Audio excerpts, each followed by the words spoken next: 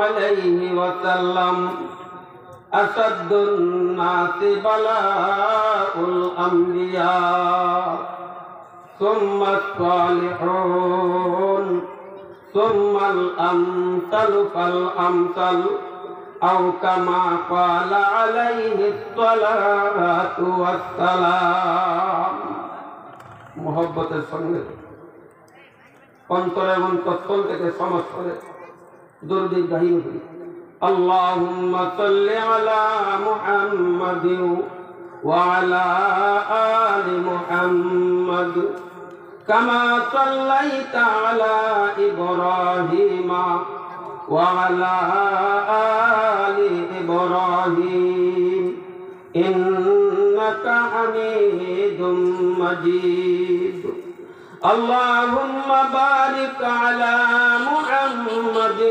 وعلى آل محمد كما باركت على إبراهيم وعلى آل إبراهيم إنك حميد مجيد بلغ العلا بكماله كشف الدجى بجماله حسنت جميع خصاله صلوا عليه وآله گر روح محمد نہ ہوتے گر روح محمد نہ ہوتے دنیا کی ولادت نہ ہوتے امت کی خلاص محشر کو پھر ان کے شفاعت سے ہوگا بلغ العلا بکمالہ کشف الدجى بجمالہ حسنت جميع خصاله صلوا عليه وآله من سے محمد بنتی ہے خدا کا پیارا جس پر درود جبرائیل نے ہر دم پکارا بلغ العلا بکمالہ کشف الدجى بجمالہ حسنت جميع خصاله صلوا عليه وآله يا الله صل وسلم دائما أبدا على نبيك وحبيبك محمد خير الخلق كلهم لا إله إلا الله محمد رسول الله صلى الله عليه وسلم রামশ্রী গ্রামবাসীর উদ্যোগে আয়োজিত আজকে প্রথম বার্ষিকী মহাসম্মেলনের শ্রদ্ধাভাজন সভাপতি সাহেব উলামায়ে কেরাম মুরব্বিয়ান আযম পর্দার আড়ালের অবস্থানরত আমার অত্যন্ত শ্রদ্ধেয়া মা বোনেরা আল্লাহ তাবারক ওয়া তাআলার দরবারে আমরা অসংখ্য অগণিত শুকরিয়া জ্ঞাপন করছি। দুর্যোগময় সময় যেই দিকেই তাকান সেই দিকেই গুনাহের প্রতিযোগিতা। আল্লাহ পাক এহেন দুর্যোগময় সময়ে এত সুন্দর পরিবেশ, কোরআন এবং হাদিসের আলোচনার মাহফিল, দুনিয়ার হাজারো যায় ঝামেলার ভিতর দিয়া সমস্ত ভেজাল থেকে মুক্ত হইয়া আল্লাহ পাক আপনি আমাদেরকে আলিম উলামার সংক্রমে কিছু সময়ের জন্য আসার বাসার কোরআন এবং হাদিসের আলোকে বাণী শুনিয়া এর আলোকে আমাদের জীবন গড়ার জন্য বসার মানার তৌফিক দিয়েছেন। মহান মালিকের দরবারে অন্তরের অন্তঃস্থল থেকে আমরা শুকরিয়া জ্ঞাপন করি। সবাই বলি আলহামদুলিল্লাহ।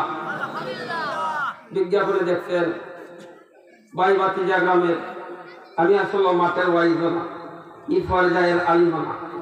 আমার সকলে চিনান গ্রামের ছেলে, এক মসজিদ খুঁজতে থাকি।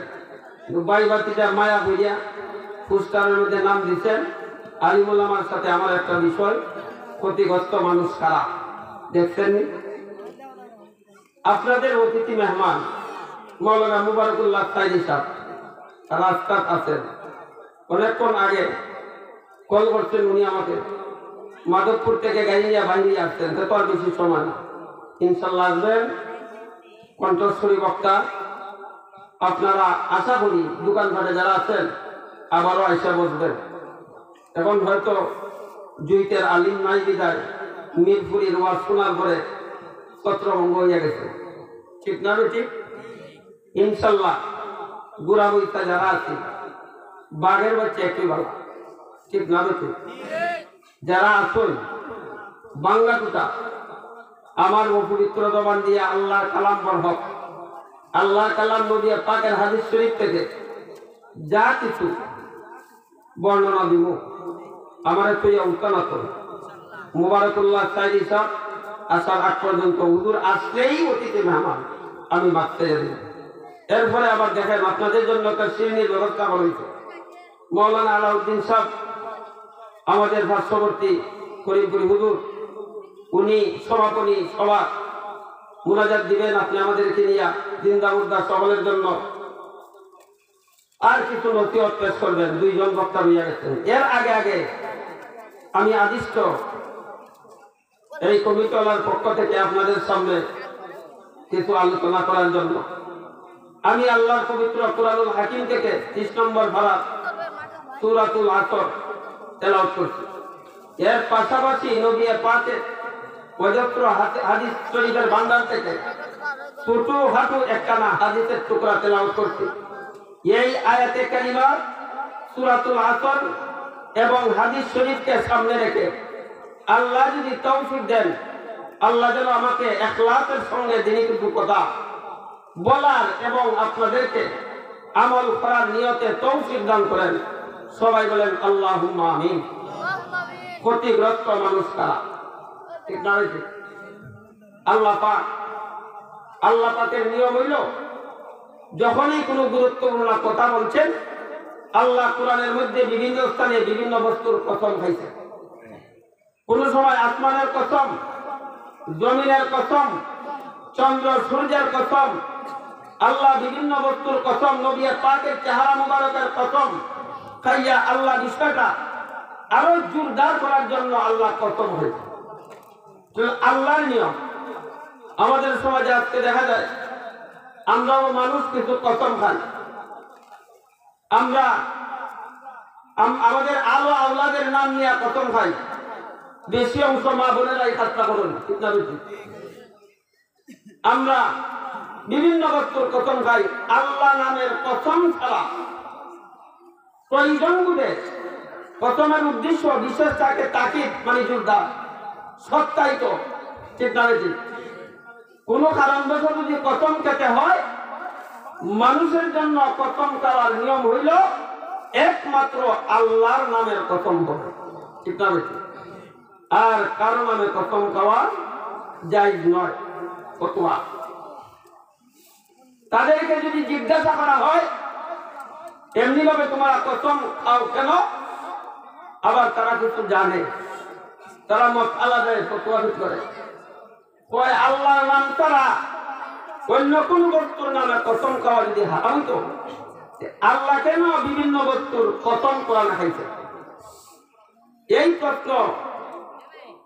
এই প্রশ্ন করার আগে প্রশ্নের জবাব বোঝার প্রয়োজন। আল্লাহ পাক কুরআনুল হাকিমে হালাল হারামের বিধান দিয়েছেন, দিচ্ছেন না? এটা কি আল্লাহর উপর প্রয়োগ করার জন্য না নিজে পালন করার জন্য? পালন করার জন্য। আমরা যেন আল্লাহর বিধান পালন করার চেষ্টা করি, আল্লাহর উপর পাল্টা প্রয়োগ করার চেষ্টা না করি। আল্লাহ ছাড়া, আরে বাচ্চারা কথা বলতে, আল্লাহ ছাড়া কোন মানুষ দ্বিতীয় কোন বস্তুর কসম খাওয়া পরিষ্কার হারাম। আল্লাহ পাক পবিত্র কুরআনুল হাকিমের 30 নম্বর ধারা ছোট হাতে একখানা সূরা, সূরার নাম সূরাতুল আসর। এই আসরের মধ্যে আসরের কসম হয়েছে। আসর শব্দের বিভিন্ন অর্থ আছে। আসর শব্দের অর্থ আসরের সময়, জোহরের পরে মাগরিবের আগ পর্যন্ত। জোহরের ওয়াক্ত শেষ, মাগরিবের ওয়াক্ত শুরু হওয়ার আগ পর্যন্ত, সূর্য অস্তমতি হওয়ার আগ পর্যন্ত যেই সময়টা, এই সময়টার নাম আসর। আবার এই সময়ে যেই নামাজটা পড়া হয়, এই নামাজটার নাম আসর। এই সময়টা অত্যন্ত গুরুত্বপূর্ণ বিষয়। এই আসরের নামাজটাকে হাফিজু আলাস সালাওয়াতি ওয়াস সালাতিল উস্তা, সালাতুল উস্তা, মধ্যবর্তী নামাজ বলে আল্লাহ পবিত্র কোরআনুল হাকিমে উল্লেখ করেছেন। ব্যাপক অর্থে এই আসর শব্দের অর্থ হইল জামানা, সময়, কাল। জামানা, সময়, কাল আসর শব্দের অর্থ ব্যাপক অর্থে। আরে করতে আসর মানে আসরের সময়, আসর মানে আসরের নামাজ। আলহামদুলিল্লাহ। আল্লাহ পাক উদ্দেশ্য কি এই আসরের কসম হয়েছে? আল্লাহ পাক ব্যাপক অর্থে জমানা, সময়, কালের কসম হয়েছেন। আল্লাহ পাক আসরের সময়ের কসম হয়েছেন। আল্লাহ পাক আসরের নামাজের কসম হয়েছেন।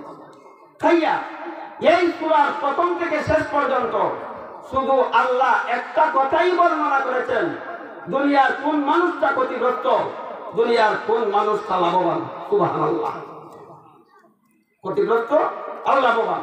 তাহলে বোঝা যায় এই সূরার বিষয়বস্তুটা হলো লাভ ক্ষতির মানদণ্ড। লাভ ক্ষতির মানদণ্ড।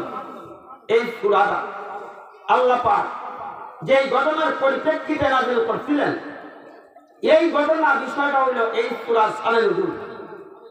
শানে নুজুলটা সংক্ষেপে, আমার সময় কিন্তু অতি সংক্ষেপ।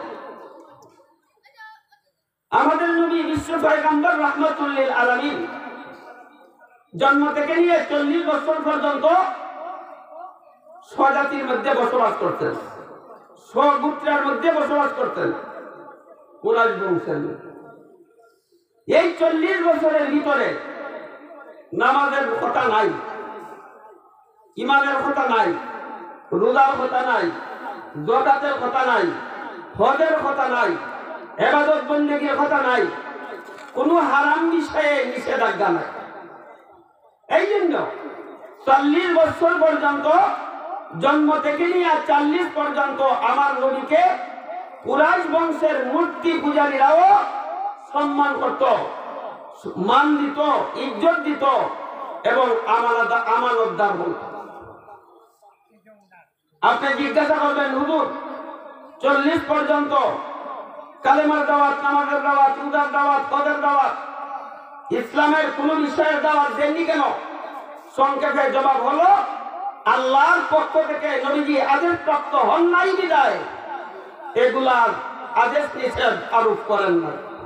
যখন 40 বছর পুরা হলো, আল্লাহর পক্ষ থেকে আদেশ পাইলে তখন কালিমার দাওয়াত, কুলু লা ইলাহা ইল্লাল্লাহ তুফলিহুন। ঠিক না? মাতুন না, নামাজ, রোজা, হজ, যাকাত, সদকা, খয়রাত, নফল বন্দেগী, যেই সময় যেটা নজমান নজমান আয়াতান আয়াতান বিহাসবি জরুরতে ওয়াল মুসলিহা, যেই সময় যেই আয়াত, যেই সময় যেই সূরা, যেই সময় যেই ঘটনার পরিপ্রেক্ষিতে ইসলামের একটা বিধান সাহা আল্লাহর পক্ষ থেকে জিবরাইলের মাধ্যমে নবী পাকের দরবারে আসছে, ওই সময় ওই বিধানটা ইসলামে জারি হয়ে গেছে। ঠিক না? হয়েছে। এইবার যারা তারা যখন দেখলো নবীজি আগের মতন আদেশ নিষেধ আরোপ করা থেকে বিরত না, কোন সময় বলেন কালিমা পড়তে হয়, আবার বলেন নামাজ পড়তে হয়, আবার বলেন রোজা রাখতে হয়, আবার বলেন হজ করতে হয়, আবার বলেন যাকাত দিতে হয়, আবার বলেন সুদ খাওয়া যাবে না, ঘুষ খাওয়া যাবে না, অন্যায় অনাচার করা যাবে না, এগুলা ইসলামের স্থান নাই, এগুলা সৌন্দর্য না, ইসলাম বহিরাগত কাজ। নবী পাক যখন আদেশ নিষেধ, আল্লাহর হুকুম নবী পাকের তরিকা মতে জীবন পরিচালনার জন্য আদেশ এবং নিষেধ জারি করা শুরু করলেন। এইবার কুরাইশ বংশের মূর্তি পূজারীরা তারা বলতে লাগলো, মুহাম্মদ এতদিন ভালো ছিল, লাভের পথে ছিল, এখন মুহাম্মদ ক্ষতিগ্রস্ত হয়েছে। নাউযুবিল্লাহ। এতদিন মুহাম্মদ ভালো ছিল, লাভের পথে ছিল, এখন মুহাম্মদ ক্ষতিগ্রস্ত হয়েছে। এতদিন ভালো ছিল, কেন ভালো ছিল? কোন আদেশ নিষেধ আরোপ না করার কারণে। যখন আদেশ নিষেধ জারি করা শুরু করলেন, তখনই বলল, নবীজি কি হয়েছেন? ক্ষতিগ্রস্ত হইয়া গেছেন, ক্ষতির পথে চলে গেছেন, কঠিন হইয়া গেছেন। কারণ এক এক সময় এক এক কাজের আদেশ দেন, এইগুলা তো মানা বড় কঠিন। সুতরাং এইবার তারা বলতে লাগলো যে মুহাম্মদ এইবার ক্ষতির পথে চলে গেছে। নাউযুবিল্লাহ। এর প্রতিবাদে তাদের দাঁত বাংলা জবাব দিতে যাইয়া আল্লাহ পাক পবিত্র কুরআনুল হাকিমের সূরাতুল আসরে আল্লাহ সূরাতুল আসর নাযিল কইয়া এদের দাঁত বাংলা জবাব দিয়েছেন। এই লোক সূরা শানে নজুল। এইবার অতি সংক্ষেপে সামনের কথাগুলো বোঝার জন্য শানে নজুলের ঘটনা থেকে আমাদের জন্য শিক্ষা কি, দুই চারটা কথা বোঝার দরকার আসেনি না? নাই কথা বলুন। ওই যে মিরপুর হিজুরের কথা হচ্ছে, সুবহানাল্লাহ, আলহামদুলিল্লাহ, এবং বুঝেন যেটা হ্যাঁ না উত্তর দিয়েন, যে বক্তার সিস্টেম কথা হইতে সুবিধা হয়। আর সুবহানাল্লাহ আলহামদুলিল্লাহ কইলে অন্তরের মরিচা দূর হয়। সুবহানাল্লাহ, সুবহানাল্লাহ যেটা তসবিহ। লিকুল্লি শাইইন সাকারাতুন ওয়া সাকারাতুল ঈমানে যিকরুল্লাহ। প্রত্যেকটা জিনিসের একটা রেট আছে। লোহার মধ্যে দেখছেন না, মরিচা লাগিয়া গেলে খামারের কাছে দিলে এটা আগুনের মধ্যে ফালাইয়া লাল বর্ণ করিয়া পিটুনি দিলে জঙ্কার ছাইয়া যায়, ঠিক না? ঠিক। এরপরে রেঞ্জা গছায়। এমনি ভাবে মানুষ আমরা গুনাহ করতে করতে অন্তরের মধ্যে যখন একটা গুনার মরিচা হইয়া যায়, ওই সময় যদি বান্দা সর্বহালত অবস্থায় হর হালতে আল্লাহর জিকির করে, তার অন্তরের মরিচাটা দূর হইয়া যায়।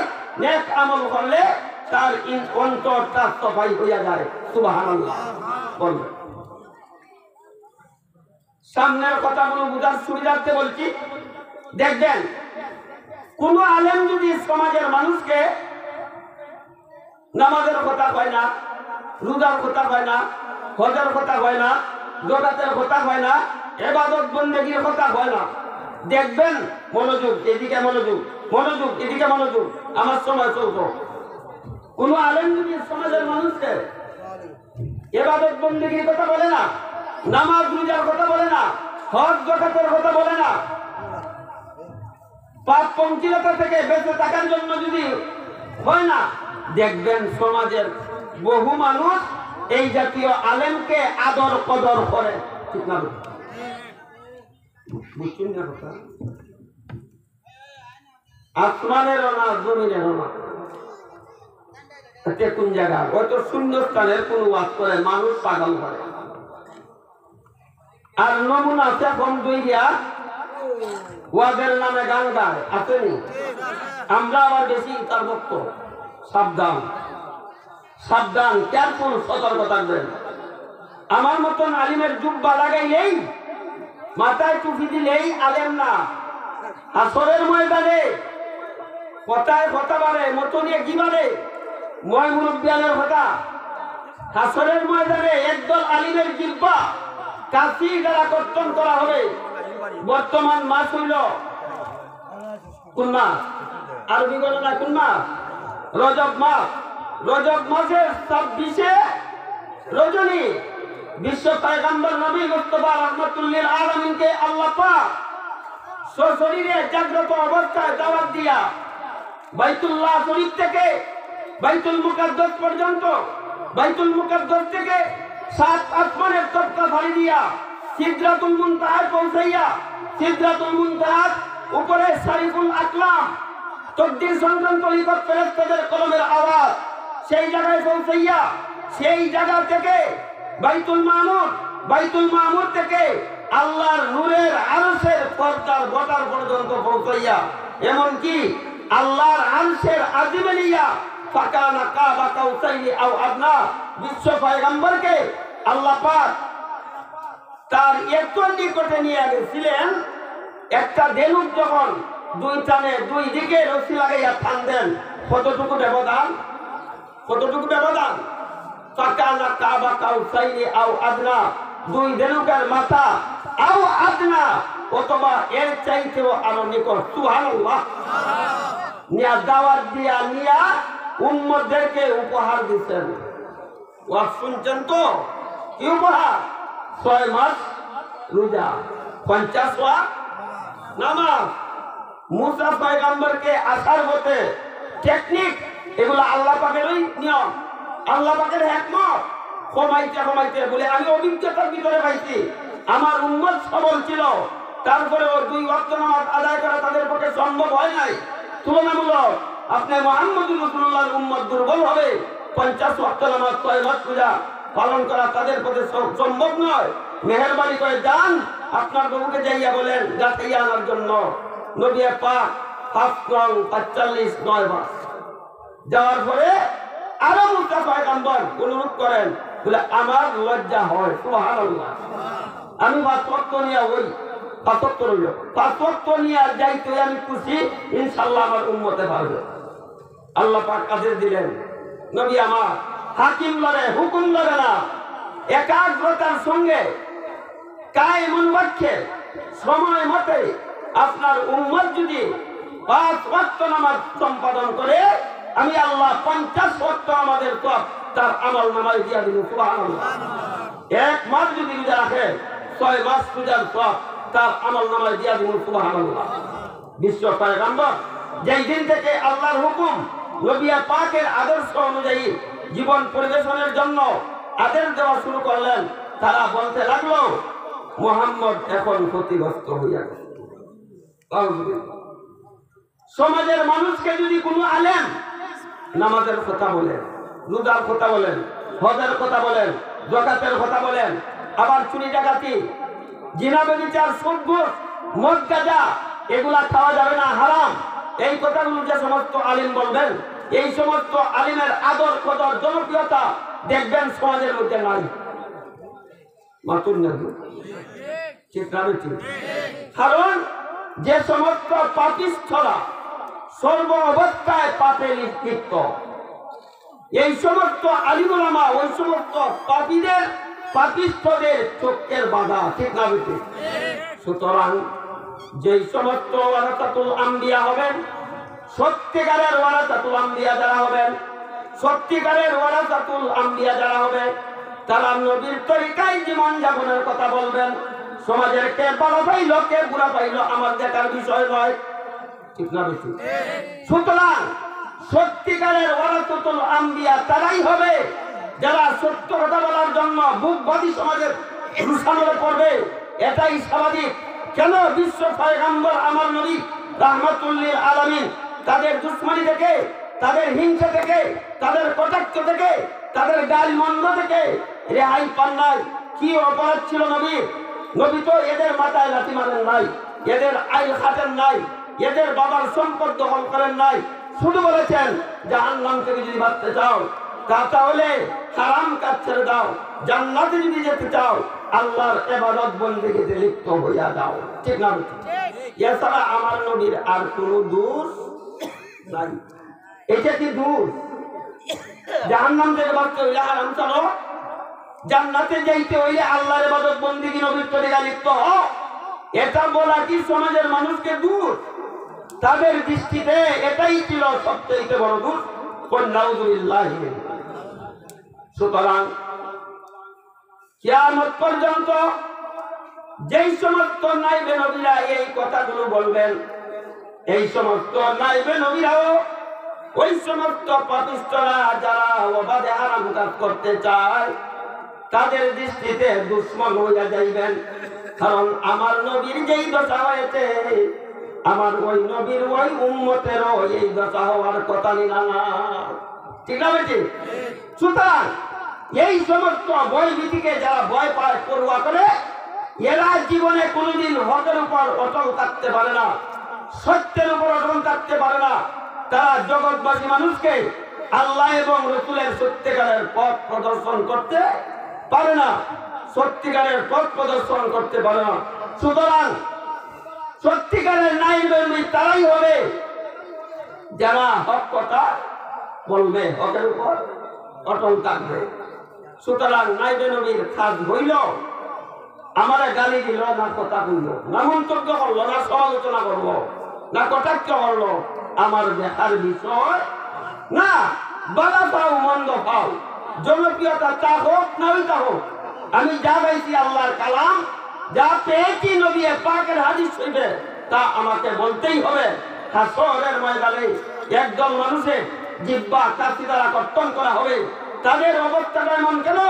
বিশ্ব পয়গম্বর ওই মেরাজের ঘটনায় যখন এই সমস্ত মানুষের এই দুরবস্থা দেখলেন, জিবরাইল আমিনকে জিজ্ঞাসা করলেন, ভাই জিবরাইল, এদের এমন হালত কেন, এরা কারা? বিশ্ব পয়গম্বর বলে, জিবরাইল বলেন, ওগো আল্লাহর নবী, এরা আপনার উম্মতের ওই সমস্ত আলিম উলামারা, যে সমস্ত আলিম উলামারা নিজের স্বার্থপরতার কারণে তারা হক কথা লুকাইছিল, জনপ্রিয়তা ভাবার কারণে তারা কোরআনের সত্য কথা কইছে না, কেতমানে এলিম লুকাইয়া রাখছে। সুতরাং তাদের এই এলিম চুপানির কারণে তাদের আজকে এই দুরবস্থা। ঠিক না? তারা যখন বলতে লাগলো মুহাম্মদ এতদিন কতি লাভের পথে ছিল, এখন ক্ষতির পথে চলে গেছে, আল্লাহ পাক সূরাতুল আসর নাযিল করে তাদের দাঁত ভাঙা জবাব দিয়েছেন। এই সূরার আউয়াল থেকে আখের পর্যন্ত আল্লাহ শুধু একটা বিষয় বর্ণনা দিয়েছেন, জগতের কোন মানুষটা লাভবান আর কোন মানুষটা ক্ষতিগ্রস্ত। আমি আল্লাহ একটা স্কেল দিলাম, একটা মাপকাঠি দিলাম, যেহেতু তারা আমার নবী বিশ্ব পয়গম্বর রাহমাতুল লিল আলামিনকে মাপ ছাড়া, ওজন ছাড়া, নির্ণয় ছাড়া ক্ষতিগ্রস্ত বলে ফেলেছে। এই জন্য আল্লাহ বলেন, ক্ষতিগ্রস্ত কে, লাভবান কে? আমি আল্লাহ মাপার জন্য, নির্ণয়ের জন্য এই সূরাতুল আসরের মধ্যে আমি একটা মাপকাঠি দিয়ে দিলাম। এই মাপকাঠি দিয়ে তুমি তোমার নিজেকে ওজন করে দেখতে পারো, মেপে দেখতে পারো তুমি লাভের পথে না ক্ষতির পথে। অন্য মানুষকেও মেপে দেখতে পারো তুমি লাভের পথে না ক্ষতির পথে। জগৎবাসী কিয়ামত পর্যন্ত আমি আল্লাহ সমস্ত উম্মতকে ওজন করে মেপে দেখতে পারো কে লাভের পথে আর কে ক্ষতির পথে। এই হলো লাভ ক্ষতির মানদণ্ড। একটা বিষয় বোঝার প্রয়োজন, লাভ কাকে বলে আর ক্ষতি কাকে বলে বোঝার দরকার আছে না নাই। যেহেতু এই সূরার বিষয় লাভ ক্ষতির মানদণ্ড, লাভ ক্ষতির মানদণ্ড, এই জন্য লাভ কাকে বলে আর ক্ষতি কাকে বলে। ভাই বিস্তারিত বয়ান দিলে এই সূরায় আসর আমি কটায় মূল্যাও সদর করতাম, সুবহানাল্লাহ। এই সূরাতুল আসর আমি কটায় মূল্যায় করলে অফদর হইব আজ আমি, কিন্তু এই সূরাতুল আসরের কথা যে চলে না, সুবহানাল্লাহ। এই সূরাতুল আসরের মধ্যে আল্লাহ পাক একটা মাপকাঠি দিয়েছেন, আর আল্লাহ পাক সারা জগতের মানুষ মাপটা দেখেন, আপনি নিজেরা নিজে মাপেন লাভের পথে না ক্ষতির। যেহেতু লাভ ক্ষতির মানদণ্ড বুঝতে হয়, লাভ কাকে বলে আর ক্ষতি কাকে বলে। পুঁজি গেল কম, মুনাফা আসলো বেশি, তার নাম মাতুল। পুঁজি গেল কম, মুনাফা আসলো বেশি, তার নাম লাভ। যেই কাজে, যেই কারবারে, যেই ব্যবসায় পুঁজি কম মুনাফা বেশি আছে, সেই ব্যবসার নাম লাভের ব্যবসা। যেই ব্যবসায় পুঁজিও ব্যয় হয়ে যায়, মুনাফাও আসে না, সেই ব্যবসার নাম ক্ষতির ব্যবসা। বুঝাইতাম পারছি? আল্লাহ পাক প্রত্যেকটা মানুষকে জীবনের একটা সময় দিয়া দুনিয়াতে পাঠাইছেন। এই দুনিয়ার জীবনের সময়টাই বন্দা তোমার পুঁজি। কি পুঁজি? প্রত্যেকটা মানুষকে আল্লাহ পাক সময়ের একটা সময়, জীবনের সময়ের পুঁজি দিয়া পাঠাইছেন। এটাই তোমার পুঁজি। এই সামিয়ানার ভিতরে যারা বসা আছি, এর মধ্যে বলেন কার জীবনের, দুনিয়ার জীবনটা অসীম বলতে পারবেন? কারো নয়, কারো নয়, কারো নয়, সীমিত, সীমিত, কারো শূন্য। এই দুনিয়ায় যতটুকু হায়াতের সময় নিয়ে আপনি বসে আছেন, ততটুকু সময়টাই তোমার হায়াতের জিন্দেগির পুঁজি। ঠিক না? ঠিক। হায়াতুকা আনফাসুন তুআদ্দু কুল্লামা হায়াতুকা আনফাসুন তুআদ্দু কুল্লামা মাযা নাফাতুম মিনহা ইন তাকাতাত জুযআন। বাইরে হায়াতের জিন্দেগি কতটুকু? আপনি একটা শ্বাস নিক্ষেপ করলেন, যেই শ্বাসটা বাইরে গেছে উল্টা টানে আরেকটা শ্বাস ভিতরে ঢুকাইতে হয়। যেই শ্বাসটা বাহির হয়েছে, বাহির হওয়ার পরে দ্বিতীয় উল্টা শ্বাসটা যদি আপনার ভিতরে না আসে, তাহলে এটার নামই হলো মরণ। এটার নাম কি? মরণ। হায়াতুকা আনফাসুন তুআদ্দু কুল্লামা মাযা নাফাতুম মিনহা ইন তাকাতাত জুযআন। সামান্য সময় আর কয়েকটা শ্বাস প্রশ্বাসের সমষ্টির নাম, তার নাম হায়াতে জিন্দেগি। কম না বেশি? মাতন কম না বেশি?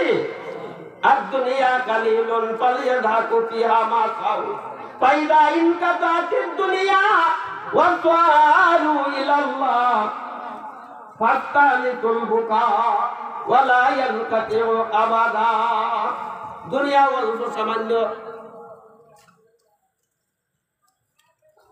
দুনিয়ার সামান্য অল্প সময়। রসুল ফরমান যত ইচ্ছা হেসে নাও, কিছুদিন পরে ওই কান্নার পালা শুরু হয়ে যাবে। ওই বনি মাতন্যা, আপনার বাবা আছেন, দাদা আছেন, ওর দাদা আছেন, চাচা আছেন, কই গেছেন? নিজের হাতে গোসল দেওয়াইয়া খাটিয়ার উপরে রাখিয়া, পুরুষ 3 কাপড়, মহিলা 7 কাপড় দিয়া খেসাইয়া 3.5 হাত কবর গভীরতা খুঁজিয়া জানাজার নামাজ পড়িয়া তারা মাটির নিচে পইয়া আইতেন। এর ফলে ও এই ডাবল ভাবন শেষ করিয়া বাড়ি আওয়ার পরে ওই বুঝিয়া নাই। ঠিক না ঠিক? মাতন্যা আদ-দুনিয়া কালিলুন ফালিয়াযহাকু ফিহা মা শাউ। আলিমরা ওয়াজ করে এই খালিদা ঢুকে এই খালিদা বাড়িয়া যায়। সারা রাত্র একটা পর্যন্ত ওয়াজ করলো, ফজরের নামাজ ওই পড়ি না, আসেনি না নাই? তাহলে ওয়াজুনিয়া লাভ হইল কি?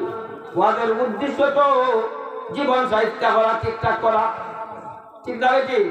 কিন্তু ওয়াজুনি এখানে ঢুকে এখানে বাড়িয়ে যায়। সুতরাং যখন কান্নার পালা শুরু হয়ে যাবে রে বান্দা, দুনিয়াতে যদি তুমি অভাবগ্রস্ত হও, বিপদের মুখোমুখি হও, একে অপরকে সাহায্য করে কান্দিয়া কান্দিয়া মাই বাবার কাছে যাওয়া যায়, বড় ভাইয়ের কাছে যাওয়া যায়, প্রতিবেশীর কাছে যাওয়া যায়। জবান দিয়া হোক, কথা দিয়া হোক, আত্মীয়তা দিয়া হোক, একে অপরকে সাহায্য করে। ও বান্দা, এমন একদিন আসবে 3.5 হাত মাটির নিচে তোমার আওলাদ, তোমার ভাই, পাড়া প্রতিবেশী যখন তোমাকে রেখে আসবে, তোমার অগ্রজান সন্তান এইভাবে কবরে 2 হাত রাখিয়া লাভ দিয়া চলে আসবে, সাথে কেউ নাই। কোথায় তোমার বাড়িঘর? কোথায় তোমার অট্টালিকা বিল্ডিং? কোথায় তোমার আদরের বউ বাচ্চা? তোমার গাড়ি সাথে নাই, নারী সাথে নাই।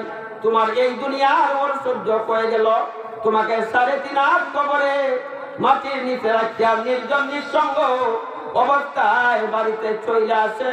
3 দিনের ভিতরে আবার বইলা যায়। ঠিক না বেটি? কয় মইয়া গেছি, আদায় পাইছি। মইয়া গেলে ওই আদায় নিয়ে খিতা আরম্ভ হয়, আসল জীবন আরম্ভ হয়, আসল জীবন আরম্ভ হয়। অতীত বক্তারা এইগুলো আওয়াজ করে গেছেন, যেহেন আছে কিনা না জানি না। মউত কো সমঝা হে গাফিল ইখতিতামে জিন্দেগি, মউত কো সমঝা হে গাফিল ইখতিতামে জিন্দেগি, দর হकीकत मौत है सुबह हयात जिंदगी, जिंदगी मकसूद बहरे बंदगी, जिंदगी बे बंदगी शर्मिंदगी। মরিলে জীবন শেষ মানে গাফিলের, আসলে মরিলে হয় সুবল শুরু জীবনের। বন্দেগীর জন্যই রে বন্দা এই দুনিয়ার জীবন, বন্দেগীর জন্যই এই জীবন দরার। বন্দেগী ব্যতীত মানব জীবনই বেকার। তাই আসল জীবনের প্রতি লক্ষ্য করে, দুনিয়ার দুঃখ কষ্টকে অপেক্ষা করে প্রত্যেকটা মানুষের জন্য কবরের জিন্দেগি থেকে নিয়ে হাসরের মাঠ পর্যন্ত পরকালীন চিরস্থায়ী জিন্দেগির জন্য বন্দেগীর মাধ্যমে জান্নাতের অধিকারী হওয়ার চিন্তা মাথায় রাখা জরুরি না। এই জন্য হযরত আলী বলছেন, তোমার নৌকা মজবুত করো, নিশ্চয় সাগর অতি গভীর। তোমার নৌকা মজবুত করো, নিশ্চয় সাগর অতি গভীর। রাস্তার সম্পদ বাড়াইয়া লও, নিশ্চয় তুমি দূরের মুসাফির। জাদ্দিদিস সাফিনাতা ফাইন্নাল বাহরা আমিকুন ওয়া কাফিরিদ দাদা ফাইন্নাস সাফারা বাঈদুন বাঈদুন ওয়ালা তারহালান্না বিলা উদ্দাতিন ফাইন্নাত তারিকা মাকুফুন মাকুফুন। খালি হাতে চলিও না পথিক তোমার মতে, বড়ই ভয়ঙ্কর রাস্তা সন্দেহ নাই তাতে। ঠিক না বেঠিক? আল্লাহ পাক প্রত্যেকটা মানুষকে জীবনের একটা সময়ের পুঁজি দিয়ে দুনিয়াতে পাঠান আল্লাহর সঙ্গে ব্যবসা করার জন্য। সুবহানাল্লাহ। পরিষ্কার ভাষায় আল্লাহ কুরআনুল হাকিমে ঘোষণা দিয়েছেন। বলবো, ইয়া আইয়ুহাল্লাযীনা আমানু, ইয়া আইয়ুহাল্লাযীনা আমানু হাল আদুল্লুকুম আলা তিজারাতিন তুনজিকুম মিন আযাবিন আলীম তু'মিনুনা বিল্লাহি ওয়া রাসূলিহি ওয়া তুজাহিদুনা ফি সাবিলিল্লাহি বিআমওয়ালিকুম ওয়া আনফুসিকুম যালিকুম খায়রুল লাকুম ইন কুনতুম তা'লামুন। ও আমার ঈমানদারেরা, আমি আল্লাহ কি তোমাদেরকে একটা ব্যবসা শিখিয়ে দিব। ব্যবসাটা যদি করতে পারো তাহলে তোমরা ত্রিমুখী উপকার লাভ করবে। তোমাদের তিনটা উপকার হবে। সুবহানাল্লাহ। এক নম্বর, এত বড় লাভের ব্যবসা দ্বিতীয় দুনিয়াতে আর দ্বিতীয়টা নাই। দুই নম্বর, এই ব্যবসার মাধ্যমে পরকালের ভয়াবহ জাহান্নামের আগুন থেকে তোমরা নাজাত লাভ করবে। তিন নম্বর, এই ব্যবসার মাধ্যমে পরকালের অনন্ত সুখ শান্তির ঠিকানা জান্নাতের মালিক হইয়া যাইবে। সুবহানাল্লাহ। ব্যবসাটা কি? ব্যবসাটা হলো, বান্দারে তোমাকে আমি আল্লাহ দুইটা পুঁজি দিয়েছি।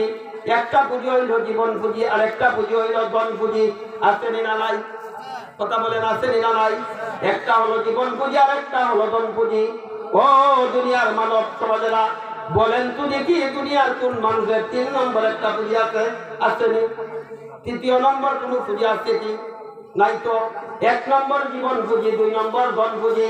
আল্লাহ জীবন পুঁজি প্রত্যেককেই বান্ডেল দিয়েছেন, কিন্তু ধন পুঁজি আল্লাহ অনেক সংখ্যক কম মানুষকে দিয়েছেন। ঠিক না বেঠিক? কেন? সমান সমান একাকার হইয়া দিলে কি অসুবিধা ছিল? একদল মানুষ এত সুখী, একদল মানুষ এত কষ্ট। কেন আল্লাহ সমান ধন সম্পদের মালিক বানাইলেন না? কেন বানাইলেন না? এই বিষয়টা আল্লাহর ইলমের মধ্যে আছে। সুবহানাল্লাহ। দুনিয়ার সম্পদের মালিক অজস্র, সম্পদের ঐশ্বর্যের মালিক বানাইলে তোমার দুনিয়ার জীবনটা মঙ্গল হবে না অমঙ্গল হবে আল্লাহর ইলমের মধ্যে লিপিবদ্ধ আছে। আল্লাহ প্রত্যেকটা মানুষকে, আমাদের সমাজে একজন মানুষকে আরেকজন মানুষের কাছে লুকা বিক্রি করিয়া দিচ্ছেন। ঠিক না বেঠিক? আপনার ছেলে আছে, আমার মেয়ে বিয়া দিতাম আপনার ছেলের কাছে, মুখা বিক্রি না।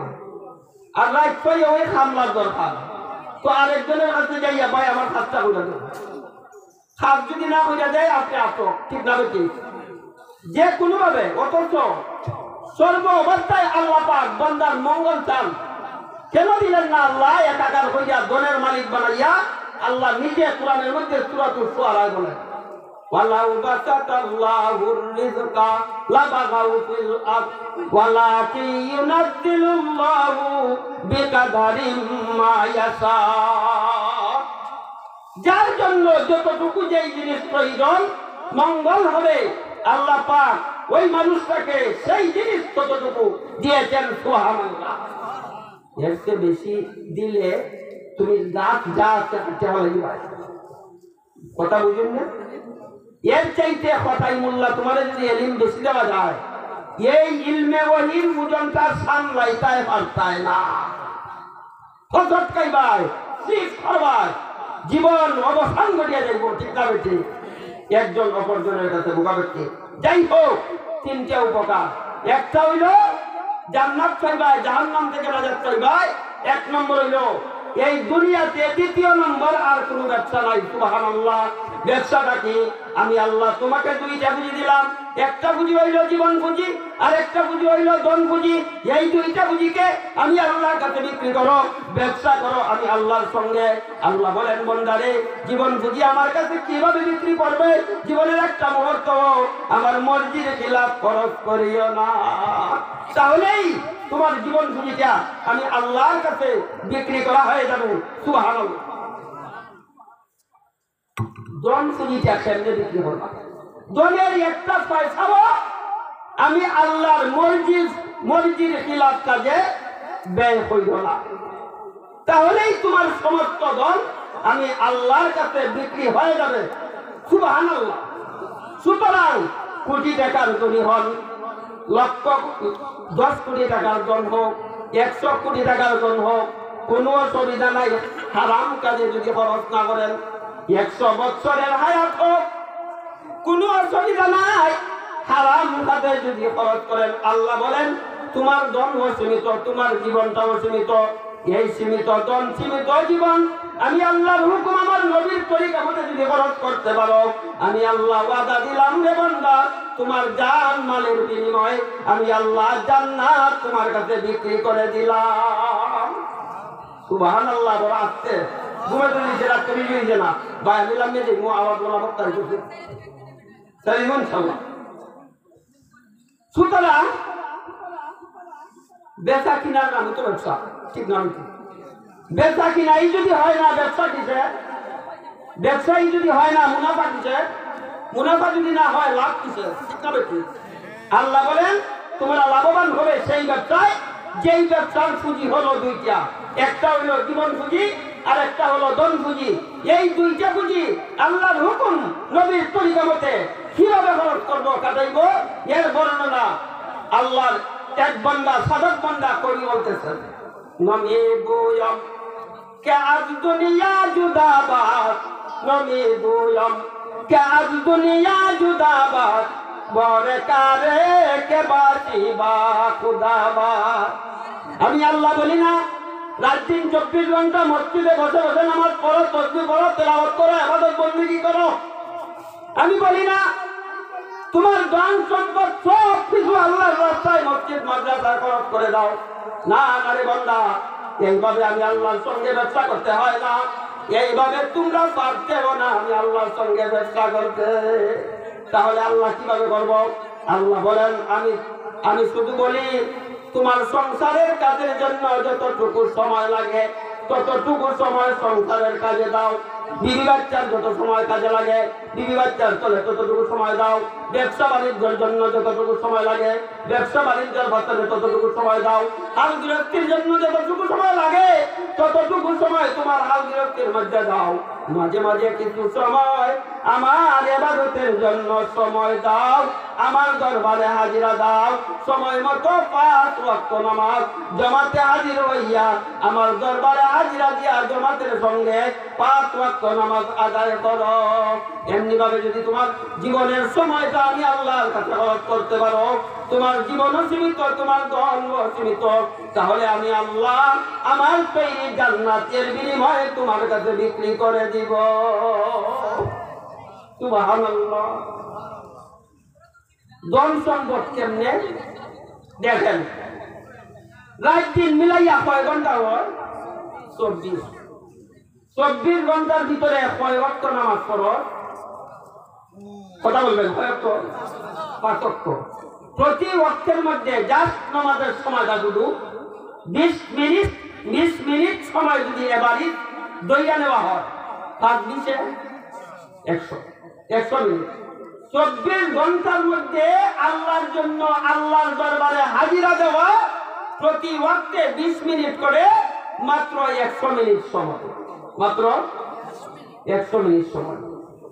বেশি অংশ সময় আল্লাহর ঘরে বইয়া নামাজ পড়তা, তাসবিহ পড়তা, তেলাওয়াত করতা, বুঝিবা পড়তা। এগুলা বুঝতো না? বউ বাচ্চার চলে খরচ করবার লাগে বুঝতো? মাত্র বউ বাচ্চার লাগে সাংসারিক বিষয়ে খরচ করো। মাঝে মাঝে কিছু সময় আমার দরবারে হাজির লাগে জামাতের সঙ্গে 5 ওয়াক্ত নামাজ পড়ো। যদি এমনি ভাবে করতে পারো, আমি আল্লাহ দুনিয়ার আসবাব ছাড়া তোমার অন্তরটাকে দনের দ্বারা বইয়া দিব। সুবহানাল্লাহ। ইয়া ইবনা আদম, হাদিসে কুদসি, ইয়া ইবনা আদম তাফাররাগুল ইবাদাতি আমলাউ সাদরাতা গিনান ওয়া সাদদু ফাকরাক ওয়া ইল্লাম তাফাল মালাতু ইয়াদাকা সুগলান ওয়া লাম আসুদ্দা ফাকরাক। আল্লাহ বলেন যে আদম সন্তান, আবার ইবাদতের জন্য অবসর হও, কিছু সময় দাও। যদি আমি আল্লাহর জন্য 24 ঘন্টার মধ্যে এবারে প্রতি ওয়াক্তে 20 মিনিট করে যদি 24 ঘন্টায় 100টা মিনিট সময় যদি আমি আল্লাহর জন্য বাছনি করিয়া নাও, তাহলে আমি আল্লাহ আমার তৈরি জান্নাত তোমার জন্য রিজার্ভ করে রাখবো। আর বিনা আসবাবে, বিনা কামাইয়ে, তোমার বিনা দৌলতে, দুনিয়ার কর্মবিহীন তারা, দুনিয়ার কর্ম তারা তোমার অন্তরটাকে আমি আল্লাহ ধরি বানাইয়া দিব, মানে প্রদত্ত করিয়া দিব। সুবহানাল্লাহ। আর আমি আল্লাহ প্রদত্ত সময়টার মধ্যে যদি তুমি 24 ঘন্টার ভিতরে যদি 100টা মিনিট ধার্য করতে না পারো, তাহলে আমি আল্লাহ দুনিয়ার যায় ঝামেলা, দুনিয়ার কাজকর্ম, দুনিয়ার হয়রানি পেরেশানির দ্বারা তোমার দুইটা হাত তোমার অন্তরকে ভরপুর করে দিব। আর অভাব লাগিয়া হয়ে থাকবো, কোন সময় দূর হবে মাতন্যা, দূর হবে না। ঠিক আছে? সুতরাং নমি গোয়ম কে দুনিয়া জুদাবাদ বরে কারে কে বাসিবা খুদাবাদ। 1 নম্বর একটা পুঁজি হইল জীবন পুঁজি। এই জীবন পুঁজি যে আমি আল্লাহর রাস্তায় খরচ করবাই, একটা মুহূর্ত আমি আল্লাহর মর্জির খিলাফ খরচ করতে পারবে না, তাহলে তোমার জীবন পুঁজি যে আমি আল্লাহর কাছে বিক্রি হয়ে যাবে। ধন পুঁজিটা কেমনে বিক্রি করবে? একটা পয়সাও আমি আল্লাহর মর্জির খিলাফ কাজে খরচ করবে না। যদি এইভাবে চলতে পারো, এইভাবে যদি ধন কাটাইতে পারো, তোমার ধন সীমিত, জীবন সীমিত, আমি আল্লাহ তোমার জন্য অনন্তকালের জান্নাত রিজার্ভ করে দিব। ধন পুঁজি কেমনে কাটাইবা? একটা পয়সাও আল্লাহর মর্জির খিলাফ কাটে না। ঠিক না বলছি? তাহলে গায়ে হলো তো 50,000, গেইটের মধ্যে 60,000, দমনান দান্দার মধ্যে আরো 40,000, আর তোমার পার্শ্ববর্তী লাগা ঘরের মধ্যে বেটায় 3-4 ফুলি লইয়া যুবতী আটকাতে হাত, আর তুমি হলো তামসা করো আর রং করো, আর এই বেটায় 30,000 হইলে বা 20,000 হইলে ফুলিটারে দিয়া গেলাইতে পারে। মাতন্যা দু আগেও বলছি, সত্য কথা যে আলিমা কয় আর বাদ নাই, যেগুলো ভূমিকা বিষয়ে। ঠিক না বেটি? তাহলে ওইগুলো নিয়ে আল্লাহর হতামতে ধন সম্পদ খরচ যদি এমন ভাবে খরচ করতে পারো, আমি আল্লাহ তোমার ধন সম্পদের বিনিময়, তোমার জান সম্পদের বিনিময় আমি আল্লাহ আমার তৈরি জান্নাত তোমার কাছে বিক্রি করে দিব। সুবহানাল্লাহ। এর মধ্যে প্রথম নম্বরের পুঁজিটা জীবন পুঁজি। এমন একটা পুঁজি যেটা বিক্রি করলেও ব্যয় হয়ে যায়, বিক্রি না করলেও ব্যয় হয়ে যায়। বুঝাইতাম পারছি? চৈত, বৈশাখ, জ্যৈষ্ঠ, আষাঢ়, হেমন্ত কালে প্রচন্ড গরম যখন নামে, কোনো দেশে তো বেশি না, ভাগ্যে নাই। মানুষ বলা বলে বলে জানি, অবস্থা পরিবেশে বুঝি। বাংলাদেশে কয়েক বছর ধরে প্রচন্ড গরম, কিতা বুঝেন? মানছে মাঠে সৌদি আরবের গরম হার বলে। এইভাবে এই গরমের মৌসুমে বরফের ব্যবসায়ী পাইকারি দরে বড় একটা বরফের টুকরা, ধরুন 500, কথার কথা, হাতের বক্সের মধ্যে বইয়া আনিয়া সেটি বুকে ভিটে ফালাইয়া বাজারের হাটে গলিতে, গ্রামে গঞ্জের রাস্তার মোড়ে দাঁড়াইয়া বেচে বরফ আইসক্রিম বেচে নি। প্রতি টুকরা 5 টাকা, 10 টাকা, 5 টাকা, 10 টাকার বিনিময় বেচতে বেচতে কিঞ্চিল কত দিয়া 500, বিক্রি হয়েছে 1500। পুঁজি বেশি না মুনাফা বেশি? মাত্র পুঁজি বেশি না মুনাফা বেশি? মুনাফা বেশি। ব্যবসায় লাভবান না ক্ষতিগ্রস্ত? লাভবান। কিন্তু এই বরফের ব্যবসায়ী করতে কি শুনেন, বরফ কিনে আনিয়া রাস্তার মধ্যে যখন উঠতে দেখে এক বেটায় ছাতের নাচ দেখায়, সে এই বরফের পেটি রুদ্রের মধ্যে রাখিয়া ছাতের নাচন চাপুরিয়া দেখায়, দেখতে সেই তামসা। আধা দিন গেছে কি, কিন্তু বরফটার রুদ্র ফিরে রয়েছে। এটা বড় হয় না গলে, মাতন বড় হয় না গলে, আরো কিছু দূর গেছে, সাপের না শেষ। যাইয়া দেখে এক ব্যক্তি সোনা বন্ধুর গান গায় আর বেলা বাজায়। ও হমা খারুইয়া আরো কত সময় গান শুনলো, বাজনা শুনলো। এইদিকে বরফের টুকরা বড় হইতাছে না ছোট হইতাছে? ছোট হইতাছে। ও আল্লাহর নবীর উম্মতেরা, আপনি আমি যারা সিনেমা দেখতে দেখতে, গান বাজনা শুনতে শুনতে, হারাম পথে চলতে চলতে, আল্লাহর অবাধ্য হইতে হইতে নামাজের সময় তেল তামাশা করতে করতে, সুদ ঘুষ খাইতে হইতে, মদ গাঁজা খাইতে খাইতে, আল্লাহর নাফরমানি করতে করতে আপনি আমাদের জীবনটা বড় করতেছি না ছোট করতেছি? কথা বলেন। ছোট করতেছি না বড় করতেছি? ছোট করতেছি। ওই ব্যক্তির বড় যেমন মানুষের কাছে বেসুক আর নাই বেসুক তা তিলে তিলে কয় হয়ে যায়, ঠিক তেমনি ভাবে আপনার জীবন খুঁজে যাবো আল্লাহর কাছে বিক্রি করেন আর নাই করেন তা বরফের মতো তিলে তিলে কয় হয়ে যায়। হায় হায় রে বুদ্ধিমান সেই ব্যক্তি যে তার পুঁজি কয় হওয়ার আগে আগে বিক্রি করে শেষ করে। বুদ্ধিমান সেই বন্দা যেই বন্দা তার জীবন পুঁজি আর জন পুঁজি শেষ হওয়ার আগে আগে আল্লাহর কাছে বিক্রি করে শেষ করে। কিন্তু বোকা ওই ব্যক্তি যে ব্যক্তি তার পুঁজিও শেষ, মুনাফাও আসে না, জীবনের পুঁজিও শেষ, জান্নাতও পাইল না, লাভবান না ক্ষতিগ্রস্ত। এমন মানুষ আসেনি? আছে। যেমন ফেরাউনের নাম শুনছেন, নমরুদের নাম শুনছেন, কারুনের নাম শুনছেন, হামানের নাম শুনছেন, উবাই ইবনে সুলুলের কথা নাম শুনছেন, বাংলাদেশে আবু জাহেলের নাম শুনছেন, আবু লাহাবের নাম শুনছেন, উতবা সাহেবের নাম শুনছেন, বাংলাদেশের ডক্টর আহমদ শরীফের নাম শুনছেননি? পুঁজি রইতে না গেছে, লাভবান না ক্ষতিগ্রস্ত।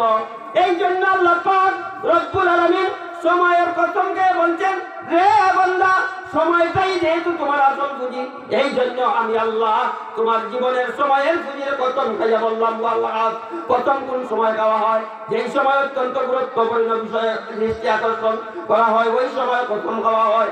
আল্লাহ পাক তোমার জীবনের সময়ের পুঁজির কসম খাইয়া বুঝাইতেছেন তোমার জীবনের সময়ের পুঁজিটা অত্যন্ত দাম আছে। সুতরাং আমি আল্লাহ সময়ের কসম খাইয়া বললাম, ওয়াল্লাহি ইন্নাল ইনসানা লাফি খুসর।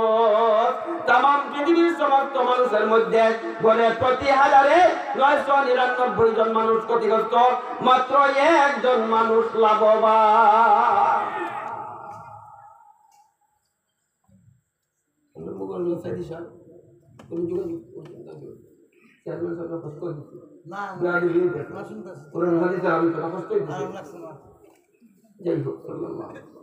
মুবারকুল্লাহ সাইদি সাহেবের আসার পক্ষে হয়েছে। এদিকে চেয়ারম্যান সাহেব, আমি কয়েকটা কথা কইলাই, ইনশাল্লাহ কয়েকটা কথা কইলাই। আর মুবারকুল্লাহ সাইদি সাহেবের আগে আমার চেয়ারম্যান সাহেব কিছু সময় আপনাদের কিছু কথা হইবা, ইনশাল্লাহ শেষ করলি রাজি আছেন তো? কিন্তু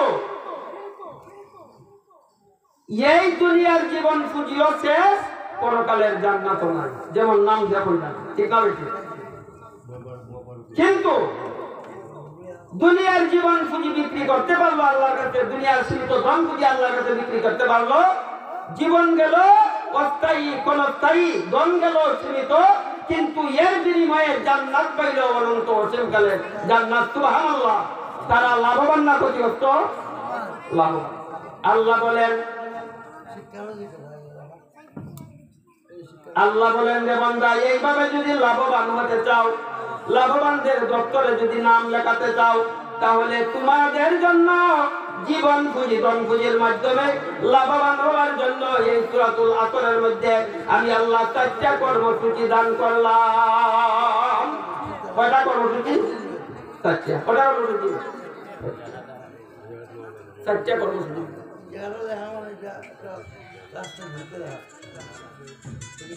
জি, ওকে। জি জি জি হোগা আইতাছেন আইতাছেন আইতাছেন। সুতরাং পুঁজি কটা? 2টা। ব্যবসা করবেন আল্লাহর সঙ্গে। এই জীবন ব্যবসায় লাভবান হওয়ার জন্য সূরাতুল আসরে আল্লাহ 4টা কর্মসূচি দিতেন। কয়টা কর্মসূচি?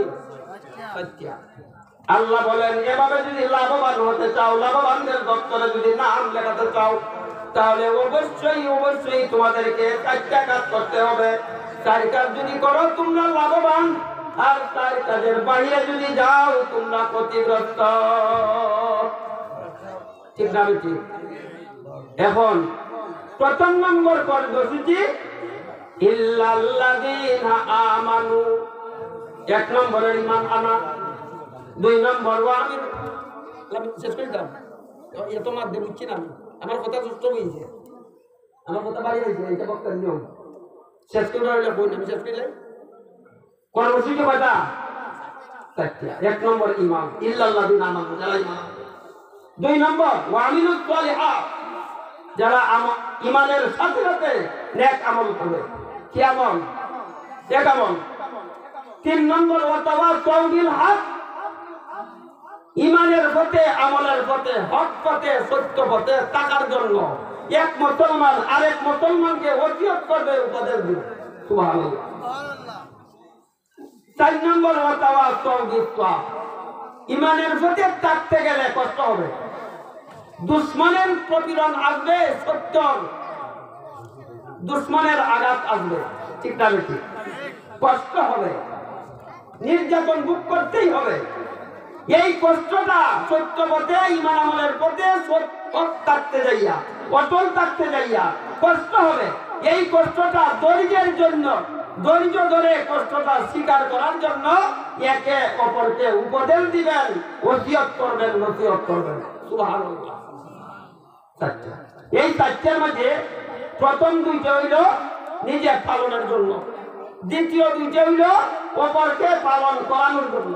আল্লাহর যে সমস্ত বিধিবিধান নিজে পালনীয়, এগুলোর নাম ইবাদত। খেয়াল করবেন, আল্লাহর যে সমস্ত বিধিবিধান নিজে পালন করার মতো এগুলা বিধিবিধানের নাম হইল ইবাদত।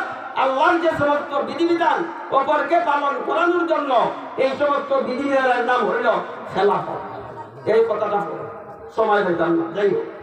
প্রথম নম্বর কর্মসূচি ঈমান। কি? ঈমান। আমি মনে করি বর্তমান দুনিয়ায় প্রত্যেকটা মুসলমানের জন্য নতুন ভাবে বুঝার দরকার, জানার দরকার ঈমান কাকে বলে। ঠিক না বেশি? একজনে বলে নামাজ না পড়লেও আমার ঈমান ঠিক আছে, রোজা না রাখলেও ঈমান ঠিক আছে, হারাম খাইলেও আমার ঈমান ঠিক আছে, বেটায় লম্বা দাড়ি রাখতে, লম্বা চুল ভালো রাখতে, 5 ওয়াক্ত নামাজ পড়ে, আবার ভুলটাও করে। তোমার কিসের ঈমান ফতোয়া দেয়? আছে না নাই? বর্তমান দুনিয়ায় আমার ক্ষুদ্র জ্ঞানী মনে করি প্রত্যেকটা মানুষের জন্য বুঝার দরকার, জানার দরকার ঈমান কাকে বলে। ঈমানের স্থান হলো কলব, ইসলামের স্থান হলো সমস্ত অঙ্গ প্রত্যঙ্গ। ঈমান অন্তর থেকে আরম্ভ হইয়া সমস্ত অঙ্গ প্রত্যঙ্গে পৌঁছিয়া পূর্ণতা লাভ করে। ইসলাম অঙ্গ প্রত্যঙ্গ থেকে শুরু করে ঈমানে পৌঁছিয়া পূর্ণতা লাভ করে। ইকরার বিল লিসান, আমল বিল আরকান, তাসদীক বিল জানান। অন্তরের বিশ্বাস, মুখের স্বীকৃতি, আমলের বহিঃপ্রকাশ, তার নাম হলো ঈমান। তার নাম ঈমান। বুঝবেন, মুফাসসিরিন কেরামের ভাষায় ঈমান বলা হয় আর তাসদীকু বিমা জাআ বিহিন নবী সাল্লাল্লাহু আলাইহি ওয়া সাল্লাম ইয়াতামাদান আলাইহি। বিশ্ব পয়গম্বর নবী রাহমাতুল লিল আলামিন পরম সত্যবাদী ছিলেন, তাই এই মর্মে আস্তাজিল হইয়া, বিশ্ব নবী আস্তাজিল হইয়া আল্লাহর কাছ থেকে পাইয়া উম্মতের কাছে যা কিছু রেখে গেছেন এর সবগুলিকে সঠিক বলে বিশ্বাস করার নাম হলো ঈমান। জিজ্ঞাসা করি, নবীজি আল্লাহর কাছ থেকে কি পাইছেন? 30 পারা কুরআন, 30 পারা কুরআন, 10 লক্ষ হাদিস। সুবহানাল্লাহ। 10 লক্ষ হাদিস। কুরআনের অর্থ এবং শব্দ দুইটার মালিক আল্লাহ। কে? আল্লাহ। হাদিস শরীফের শব্দটা রাসূলের, অর্থটা আল্লাহর কাছ থেকে প্রাপ্ত। সুবহানাল্লাহ। তাহলে মর্মগতভাবে কুরআনও আল্লাহর কাছ থেকে এসেছে, হাদিসও আল্লাহর কাছ থেকেই এসেছে। সুবহানাল্লাহ। আল্লাহর কাছ থেকে পাইয়া নবীজি উম্মতের কাছে যেই জিনিসটা রেখে গেছেন এই জিনিসটার সবগুলোকে সঠিক বলে বিশ্বাস করার নাম ঈমান। জিজ্ঞাসা করি ভাই বাবারা, কোরআনের কতটুকু সঠিক? কথা বল। আউয়াল থেকে আখের পর্যন্ত, আলহামদুলিল্লাহ আলিফ লাম থেকে মিনাল জিন্নাতি ওয়ান নাসের 3 পর্যন্ত একটা নক্কর অবেস্কর নাই, একটা নক্কর অক্ষর সন্ধিহাল নাই, একটা লফজের মধ্যে সন্ধিহাল নাই, একটা আয়াতের মধ্যে কোনো সন্ধিহাল নাই। কোন মুমিন, কোন মুসলমান কুরআনুল হাকিমের একটা নক্তা, একটা আয়াত, একটা আলফাজের মধ্যে যদি সন্ধিহাল হইয়া যায়, ঈমান থাকবে না। ঠিক আছে? তাহলে ঈমান কাকে বলে? কোরআনের সবগুলো বিশ্বাস করার নাম। যে সমস্ত হাদিস সবচে মুতাওয়াতির পর্যায়ের হাদিস, যার অর্থ সুস্পষ্ট এবং অকাট্য, যার মধ্যে কোনো সন্দেহ নাই, এর সবগুলোকে সঠিক বলে বিশ্বাস করার নাম ঈমান। অথচ আমাদের দেশে এমন লক্ষ লক্ষ কোটি কোটি মুসলমান আছে যারা কোরআনের সব কথা বিশ্বাস করে না। আসলে না, কালিমা বিশ্বাস করে, নামাজ বিশ্বাস করে, রোজা বিশ্বাস করে, হজ বিশ্বাস করে, যাকাত বিশ্বাস করে, পর্দা বিশ্বাস করে না, অথবা পর্দা বিশ্বাস করে কিন্তু সুদ হারাম বিশ্বাস করে না, অথবা সুদ হারাম বিশ্বাস করে, জিনা হারাম বিশ্বাস করে না, অথবা জিনা হারাম বিশ্বাস করে, গান বাদ্য হারাম বিশ্বাস করে না। এমন মুসলমান আছেন না নাই? যেমন ভাবে কালিমা বিশ্বাস করা ফরজ, নামাজ কায়েম করা ফরজ, রোজা রাখা ফরজ, হজ করা ফরজ, যাকাত দেওয়া ফরজ, পর্দা পালন করা ফরজ, তেমনি ভাবে চুরি ডাকাতি রাহাজারি হাইজ্যাক চিন্তায় হত্যা, আত্মঘাত, হত্যা, লুণ্ঠন এবং পয়সা হারাম খাওয়া হারাম, এগুলা হারাম, এ কথা বিশ্বাস করতে হবে। ঠিক না? কিছু বিশ্বাস করলে, কিছু অবিশ্বাস করলে ঈমান হবে? কথা বলেন, মনোযোগ। ঈমান হবে? ঈমান হবে না। যেমন যেমন মনোযোগ দেন, যেমন নামাজের মধ্যে কতগুলা ফরজ আছে, আসেনি নামাজ? কি ফরজ? মুসলমান ভাই, ফরজ নামাজের মধ্যে 13 ফরজ, আহকাম আরকান, আসেনি নাই? নামাজে প্রবেশের আগে, নামাজের বাউন্ডারি ঢুকার আগে 7টা ফরজ, তার নাম হলো আহকাম। তার নাম জায়গাবাদ, জামাবাদ, কত জায়গা কিবলামুখী হওয়া করতেছে না, আসেনি? নামাজ ঢুকবার আগে 7টা আদায় করতে হবে। আর এর মধ্যে যদি একটা বাকি থাকে, নামাজ আরম্ভ না, সিদরাতুল মুনতাহা গেলে হবে না, হবে না। তাহলে নামাজের মধ্যে কতগুলা ফরজ আছে? এর মধ্যে কেউ সমস্ত ফরজ ওয়াজিব সুন্নাত কুচ্চা আচ্ছা আদায় করে নামাজ পড়ল, কিন্তু একটা ফরজ বাকি রইল।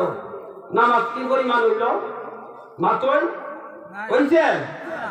এক ব্যক্তি আহকাম আরকান 13 ফরজ আদায় সহ সুন্দর মতে নবীজির তরিকা মতে নামাজ পড়ছে, কিন্তু একটা ফরজ বাকি রইছে। আর যেটা বাকি রইছে এটার নাম হলো উযু, সে উযু করতে না। মাত্র নামাজ হইছে? হইছে না। ঠিক তেমনি ভাবে একটা মুসলমান ইমানদার হওয়ার জন্য, মুসলমান হওয়ার জন্য কোরআনের 2-4 কথা বিশ্বাস করলে হবে না। আল্লাহ কোরআনে যত কথা বলেছেন সব কথা বিশ্বাস করতে হবে, সব কথা বিশ্বাস করতে হবে। কোরআনে আল্লাহ যত কথা বলেছেন সব কথা বিশ্বাস করতে হবে, কারণ কোরআনের কিছু কথা বিশ্বাস করার নাম ঈমান নয়, বরং কোরআনের সকল কথা বিশ্বাস করার নাম ঈমান। অথচ আমাদের দেশে লক্ষ লক্ষ কোটি কোটি মুসলমান আছে যারা কোরআনের সব কথা বিশ্বাস করে না। সুদের ব্যাপারে ঈমান নেই। আমাদের দেশে অনেক মানুষ আছে সুদ হারাম বিশ্বাস করে, আছে মাত্র চেষ্টা রয়েছে, সুদ হারাম বিশ্বাস করে না। ঠিক না? দারুল উলুম দেওবন্দ মাদ্রাসার কৃতি সন্তান আল্লামা আনোয়ার শাহ কাশ্মীরি রহমতুল্লাহি আলাইহির কাছে একবার বড় বড় অর্থনীতিবিদ, বিজ্ঞানিকরা, বড় বড় মাথাওয়ালারা কয়েকজন মিলে এসে বলতেছে, হুজুর আপনারা তো এতদিন ওয়াজ করছেন, ফতোয়া দিচ্ছেন সুদ হারাম, সুদ হারাম, সুদ হারাম। বর্তমান যুগে সুদ ইকোনমিক পয়েন্ট, অর্থনৈতিক ব্যাপার, যে তাছাড়া অর্থনৈতিক চলতে পারে না। নাউজুবিল্লাহ। সুতরাং চেষ্টা করে দেখুন একটু যে এই সুদটার ফতোয়াটা নিয়ে একটু রদ বদল করা যায়। আল্লামা আনোয়ার শাহ কাশ্মীরি রহমাতুল্লাহ আলাইহি বলেন, কওমিয়ারা শুনো, জাহান্নামের ভিতরে জায়গার অভাব নাই। সুতরাং তোমাদের যাদের মন চায় সুদ খাইয়া ঘুষ খাইয়া অন্যায় অনাচারে পাপে লিপ্ত হইয়া জাহান্নামে যাইতে, পাপ কইরা সুজা জাহান্নামে চলে যাও, কিন্তু মোল্লা মৌলবীর কাছ থেকে হালাল ফতোয়া নিয়া তাদের গাড়ে পাও রাখিয়া তোমরা যাওয়ার চেষ্টা করলো না। কারণ আল্লাহ পাক মোল্লা মৌলবীদেরকে জাহান্নামে তোমাদেরকে পৌঁছানোর জন্য পাঠাইছেন না, আল্লাহ পাঠাইছেন মোল্লা মৌলবীদেরকে তোমাদেরকে জান্নাতের পথ সুগম করে দেখানোর জন্য। ঠিক আছে? অথচ বাংলাদেশে লক্ষ লক্ষ মুসলমান আছে যারা সুদকে হারাম বিশ্বাস করে।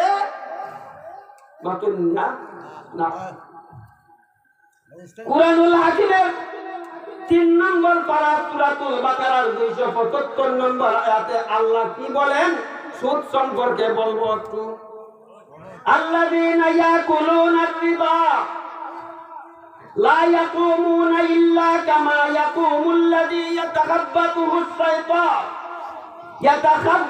আশ-শাইতানু মিনাল মাস ذلك بأنهم قالوا إنما البيع مثل الربا وأحل الله البيع وحرم الربا فمن جاءه موعظة من ربه فانتهى فله ما سلف وأمره إلى الله ومن عاد فأولئك أصحاب النار هم فيها خالدون الله أكبر। এই দীর্ঘ আয়াতে আল্লাহ পাক সুদ সম্বন্ধে আল্লাহ জরুরি সমস্ত কথা চুলচেরা বর্ণনা দিয়েছেন। বিস্তারিত ভাবে এই আয়াতের আলোচনা করা সম্ভবই না। দৃষ্টান্ত হিসাবে বলছি, আয়াতের মধ্যভাগে আল্লাহ বলেন আহাল্লাল্লাহুল বাইআ ওয়া হাররামার রিবা, ব্যবসাকে হারাম করেছেন, সুদের কারবারকে হারাম করেছেন। ঠিক না? আয়াতের শেষের ভাগে বলেন ওয়ামান গাদা ফাউলাইকা আসহাবুন নারি হুম ফিহা খালিদুন।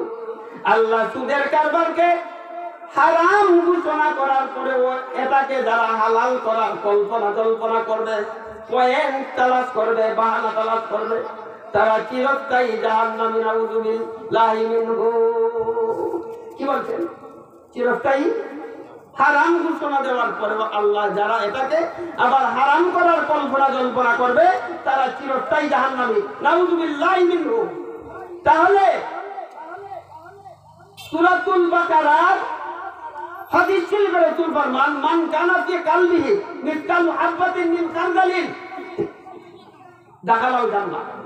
যেই ব্যক্তির অন্তরে সরিষা পরিমাণ ঈমান থাকবে, অর্থাৎ ঈমানের লেশ মাত্র থাকবে, সে চিরকালের জন্য জাহান্নামে যাবে না। তাহলে আল্লাহ যে পবিত্র কুরআনুল হাকিমের সূরাতুল বাকারার 275 নম্বর আয়াতে বলছেন এই সুদের কারবারকে হারাম ঘোষণা করলে চিরস্থায়ী জাহান্নামী। এই সুদের কারবারকে হারাম ঘোষণা করলে ঈমানের কিছু বাকি থাকেনি, মাতন্যা বাকি থাকে, সম্পূর্ণ বেঈমান হইয়া যায়। কুরআনের কতটা আয়াত বিশ্বাস করে বেঈমান হইল? কতটা আয়াত? মাত্র একটা আয়াত। অথচ বছরে হজ করে, 5 ওয়াক্ত নামাজ পড়ে, কোরআন তেলাওয়াত করে, তাসবিহ পড়ে, জিকির করে, ওয়াজিফাতে তেলাওয়াত করে, আসরি না নাই, আর সুদ খায়, আর সুদের কারবার। বর্তমান জমানায় ইকোনমিক পয়েন্ট অর্থনৈতিক ব্যাপার হারাম হইতে পারে না। নাউযুবিল্লাহ। তাদের ঈমান তো ওই নামাজের মতো, যেই নামাজি নামাজের সমস্ত আহকাম আরকান পালন কইরা নামাজ পড়লো কিন্তু ওযুটা করলো না, ওই মানুষটা নামাজের যেই সওয়াব পাবে ঠিক তেমনি ভাবে যেই ব্যক্তি কালেমার আয়াত, নামাজের আয়াত, রোজার আয়াত, হজের আয়াত, যাকাতের আয়াত, তেলাওয়াতের আয়াত, বন্দেগীর সমস্ত আয়াত মানার পরেও সুদকে হারাম বিশ্বাস করবে না, মানবে না, তাদের ঈমান থাকবে। বুঝাইছেন? 2 নম্বর একটা দৃষ্টান্ত দেওয়া হয়েছে, বেয়াদবি মাফ করবা। পুরুষরাও পর্দার বিধান পালনের আদেশ, মহিলাদেরকেও পর্দার বিধান পালনের আদেশ আল্লাহ দিচ্ছেন। কোরআনের কত নম্বর আয়াত? 22 নম্বর পারা সূরা আহজাবের 32 এবং 33 নম্বর আয়াত। যতদিন পর্যন্ত এই একটা আয়াত মানতে পারবেন না ততদিন পর্যন্ত নামাজের আয়াত, রোজার আয়াত, হজের আয়াত, যাকাতের আয়াত, কোরআনের বাকি সমস্ত আয়াত মানার পরেও তাদের ঈমান থাকবে না। কেন? কোরআনের কিছু কথা মানার নাম ঈমান নয়, বরং কোরআনের সমস্ত বিষয় মানার নাম ঈমান।